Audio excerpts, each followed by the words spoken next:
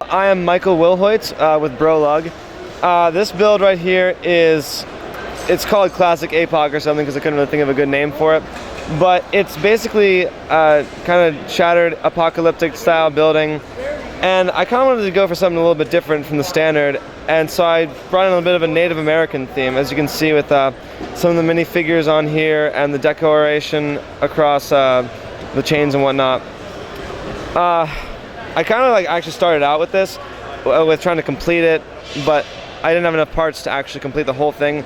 So I ended up just making it destroyed on one side, so it would kind of change themes. And so when you were designing this, what did your sort of conceptualization process look like? Was there a lot of diagrammatic sketching, or was it more of just kind of mocking it out and seeing how it looks?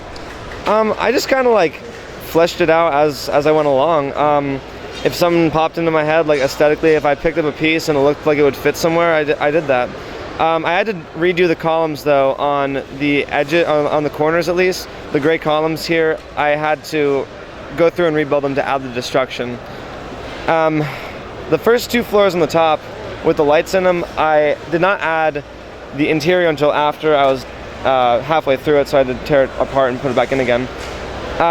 I really don't have a very organized building style. I kind of most people go from bottom to top or top to bottom. I go from middle out. Would you say that most apocalyptic builders tend to have a chaotic building style such as yourself? I mean, I'd hope so. It kind of goes hand in hand, right? Yeah, APOC's a pretty chaotic theme, so I'd think that having a chaotic kind of style would be perfect for it. Now, for someone wondering how to kind of just sort of get started building something like this, what would you advise that they do? Wow, that's a tough question. Use a lot of techniques that aren't seen a whole lot, but also use common techniques in interesting ways.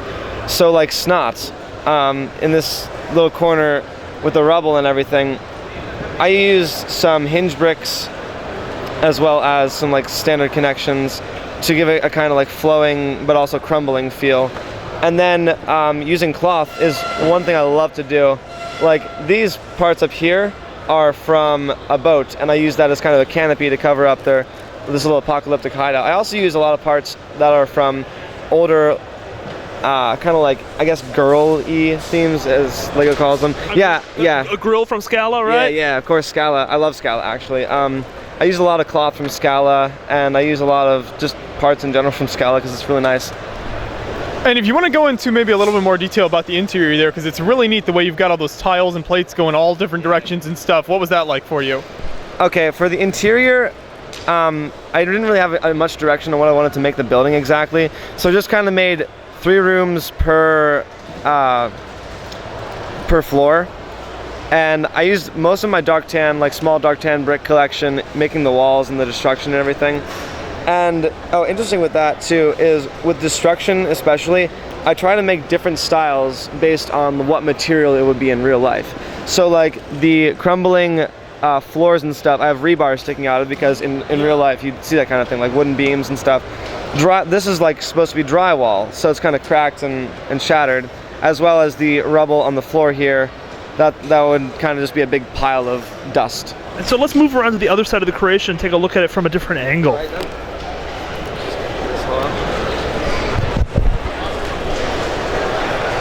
And so this appears to be the more less crazy side, the side where not much has happened. Yeah. Funny thing is, I would have, if this was on its own little island, I probably would have done more with the back here. But since this is kind of facing towards the space hideout, I kind of left this a little barren because it didn't really matter as much for the public to see it. I'm still pretty pleased myself with how the garage doors came out, and I probably, in hindsight, I could have done more, but also I finished this a day before coming down here, so. And so if this was a real building, what would it be?